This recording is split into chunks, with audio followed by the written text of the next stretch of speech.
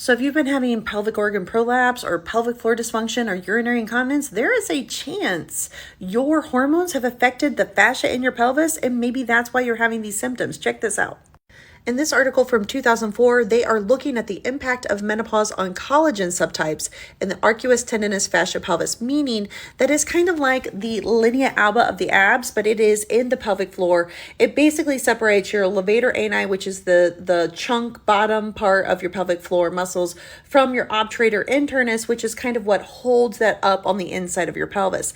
And in this particular study, they are looking at the stretchiness of that. So in this study, they said that menopause in the absence of hormone therapy is associated with a decrease in the quantity of type 1 collagen versus like type 3. And what they're saying is when you don't have hormone replacement therapy, there is a laxity, a stretchiness that happens in this very important fascial piece in the pelvis, and it changes the ratio of type 1 to type 3 collagen, meaning it's just going to be stretched out like jeans you've worn for a week.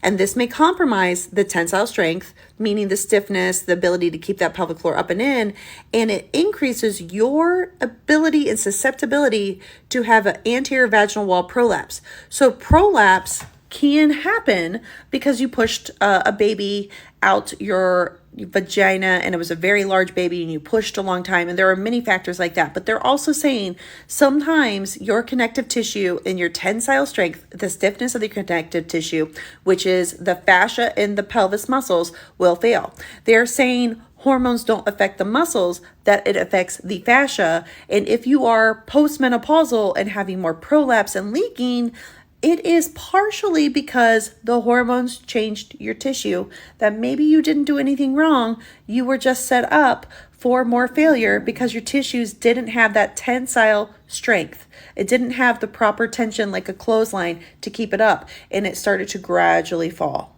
And that's what happened. Hit the plus sign for more women's health and wellness tips. Bye.